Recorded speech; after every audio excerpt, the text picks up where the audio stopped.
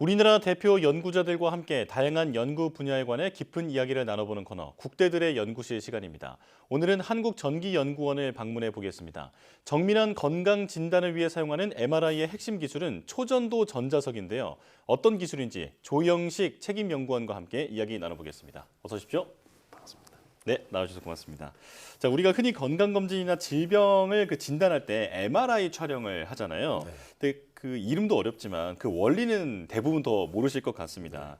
일단 이 MRI에 초전도 전자석이 쓰인다고 하는데 그게 뭔지부터 설명해 주시죠. 네.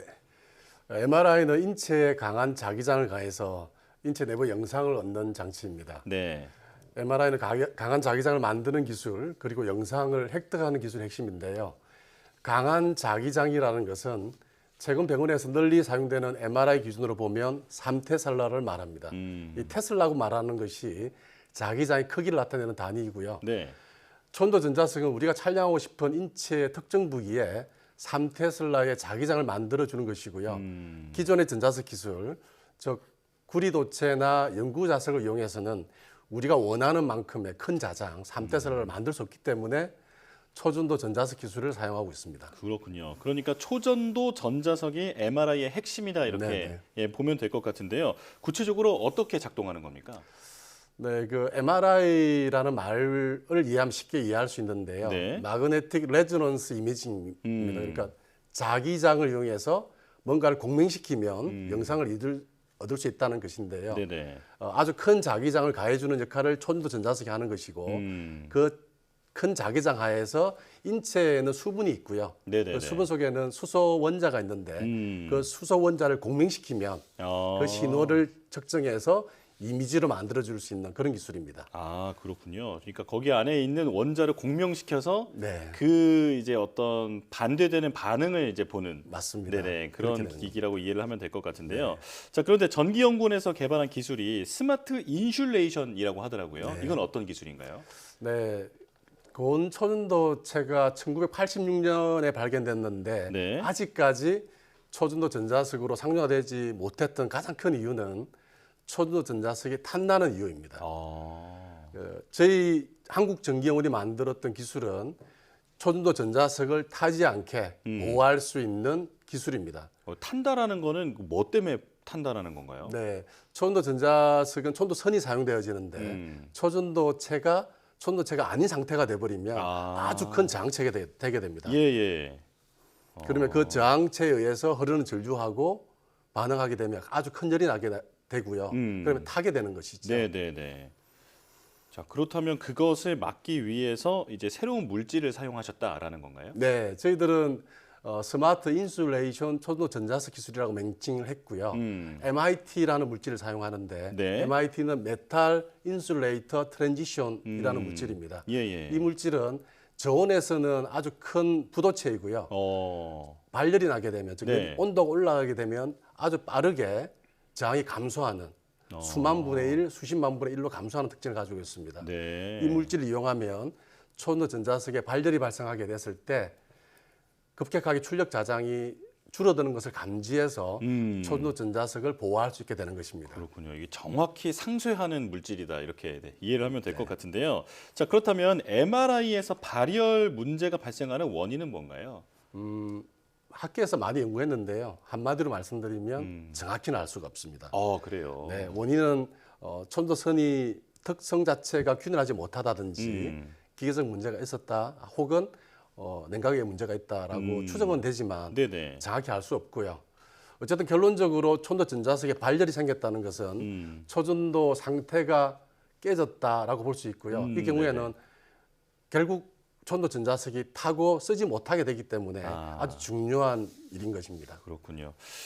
이제 다른 질문이긴 한데 초전도 전자석이 많이 비싼가 보죠? 네, 아직까지는 연구용으로 쓰이기 때문에 많이 고가의 장치라 볼 수 있습니다. 그렇군요. 그래서 이제 그것을 잘 이제 보존하는 것도 중요한 연구 과제 중에 하나다. 이렇게 이해하면 될 것 같은데요. 자, 초전도 전자석 자체가 큰 전자 에너지를 내는 만큼 이제 발열 문제가 일어날 수 있다 이렇게 말씀해 주셨는데 여기에서 발생하는 그 에너지 양이 얼마나 되는 건지 좀 이해하기 쉽게 좀 비유를 하면서 설명해 주실까요? 네, 되게 이제 올 여름에도 선풍기 많이 이용하셨을 건데요. 네네. 일반적으로 가정용 선풍기는 1A 정도 전류를 사용하고 있고요. 네. MRI의 경우에는 200A 정도의 전류를 사용합니다. 어. 간단하게 보면 에너지 측면에서는 1A와 200A니까 200배라 볼 수 있는데 네. 발열의 관점에서는 좀 다릅니다. 발열은 전류의 제곱에 저항을 곱하는 값으로 크기가 결정되거든요. 예. 즉 선풍기의 경우에는 1A의 제곱 곱하기 선풍기의 저항 뭐 수십 옴에서 수백 옴 정도 되고요. 그러니까 결국 결론적으로는 MRI의 경우에는 200A의 제곱에 MRI에서 발생되는 전기 저항의 값을 곱하니까 실질적으로는 아주 큰 에너지의 차이 나게 되는데 수치적으로 본다면 수만 배, 수십만 배의 차이가 난다고 생각하실 수 있습니다. 그렇군요. 자, 그렇다면 이제 스마트 인슐레이션 기술을 통해서 그 MRI 기기의 크기도 줄일 수 있을 것 같은데 이건 왜 중요한 걸까요? 일반적으로 병원에 가게 되면 MRI 장치가 2층이나 3층에 있는 경우는 보지 못했을 겁니다. 네네네. 그만큼 MRI 장치는 아주 크고 무거운 장치거든요. 그래서 MRI 크기를 줄이는 것이 굉장히 중요한데 MRI에 사용되는 초전도선은 초전도 물질에 구리가 감싸고 있는 행상입니다. 그 이유는 초전도체에 흘리는 전류가 문제가 생기면 구리로 전류가 흘려서 초전도선을 보호하고 초전도 전자석을 보호하기 위해서입니다. 저희가 개발한 스마트 인슐레이션 초전도 전자석 기술을 사용하게 되면 그렇게 많은 구리를 사용할 수 없기 때문에 네네. 결국 결론적으로 초전도 전자석을 작고 가볍게 만들 수 있고 MRI의 크기와 무게도 줄일 수 있는 기술이 될 수 있습니다. 네. 자, 이렇게 큰 자기장을 이제 쉽게 만들 수 있다라고 하면 이 기술을 MRI 이외에 다른 곳에서도 사용할 수 있겠죠? 네, 아주 많은 분야에 사용할 수 있을 것 같고요. 저희 연구팀이 고민하고 있는 여러 가지 기술이 있는데 세계적으로 많은 기관에서는 기존의 회전기, 전동기에 비해서 한 30% 수준으로 개발할 수 있고요. 그리고 핵자기 공명장치 같은 경우에는 수십 테슬라의 자기장을 발생시켜서 단백질의 구조를 분석하는 데 쓰고 있습니다. 예. 그리고 저희 연구팀은 최근에는 배터리를 10분 안에 80% 정도 충전할 수 있는 기술이라든지 금형이 없이 자기 승인할 수 있는 기술 여러 가지 다양한 분야를 고민하고 있고요. 저희 연구팀만으로서는 적용할 수 있는 분야를 정확히 알 수는 없습니다. 그래서 여러분들이 이 방송을 보시면 다양한 분야에서 어마어마한 자장이 필요하신 분들은 연락 주시면 좋겠습니다. 네. 자, 시간 관계상 여기까지 말씀을 드려야 될 것 같은데요. 최근 상온 초전도체 이슈로 많은 분들이 초전도라는 기술에 많은 관심을 갖게 됐는데 초전도체를 상용화해서 세상을 더 편리하게 만드는데 앞으로도 힘써 주시기를 부탁드리겠습니다. 자, 한국전기연구원 조영식 책임연구원과 함께했습니다. 고맙습니다. 감사합니다.